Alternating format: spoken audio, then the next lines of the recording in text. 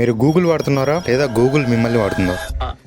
నాకు అర్థం కాలేదు సార్. 2025లో గూగుల్ పేరెంట్ కంపెనీ అయిన ఆల్ఫాబెట్ కి వచ్చిన రెవెన్యూ $400 బిలియన్, అంటే 37 లక్షల కోట్లు. మనకు Google search, YouTube, Google maps, Gmail ఇవన్నీ ఫ్రీగా ఇస్తూ గూగుల్ అసలు ఇన్ని లక్షల కోట్లు ఎలా రన్ చేస్తుంది? మీరు అనుకోవచ్చు Google storage premium, YouTube subscriptions, Google pixel ఇంకా ప్రీమియం సబ్స్క్రిప్షన్స్ ఇట్లాంటి వాటితో మనీ వస్తాయి కదా అని. బట్ వాటన్నింటి నుంచి వచ్చే రెవెన్యూ జస్ట్ 25% మాత్రమే. మిగతా 75% రెవెన్యూ మనం వాడే ఫ్రీ సర్వీసెస్ నుండే వస్తుంది. లైక్ మనం గూగుల్లో ఏదైనా సెర్చ్ చేసినప్పుడు టాప్ లో వచ్చే రిజల్ట్స్ మాక్సిమం ఇట్లా స్పాన్సర్డ్ అనే వస్తాయి కదా, ఎందుకంటే ఆ కంపెనీస్ గూగుల్ కి టాప్ లో కనిపించడానికి మనీ పే చేస్తాయి. అండ్ అట్లనే యూట్యూబ్ వీడియోస్ మధ్యలో వచ్చే యాడ్స్, ఇంకా Gmail, Google maps, website banners ఇట్లా అన్ని ఫ్రీ యాప్స్ లో వచ్చే ఈ స్పాన్సర్డ్ యాడ్స్ ద్వారానే గూగుల్ కి 75% రెవెన్యూ వస్తుంది, అంటే ఆల్మోస్ట్ $280 బిలియన్.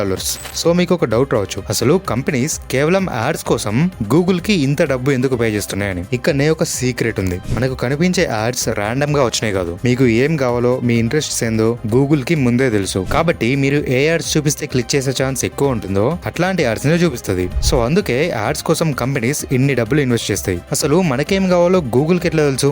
అది తెలుసుకోవాలంటే ఈ రీల్ పైన క్లిక్ చేసి తెలుసుకోవచ్చు.